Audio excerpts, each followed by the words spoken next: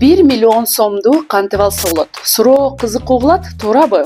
Сөз утуш же насыя жөнүндө эмес, сөз банктагы сиздин жеке акчаңыз жөнүндө. Эгер күтүлбөгөн жагдай болуп, улуттук банктын лицензиясын токтотсо, сиздин депозитиңиз жоголбойт. Анткени Кыргызстанда Кыргыз Республикасынын депозиттерди коргоо боюнча агенттиги бар. Бул агенттик банктагы депозиттерди 1 миллион сомго чейин кепилдейт. Эч кайда баруунун кереги жок, эч кандай арыз толтурбайсыз. Эң маанилүүсү, депозиттер автоматтык түрдө коргоого алынат.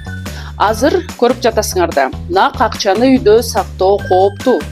Ал жоголушу мүмкүн, урдалып кетиши мүмкүн.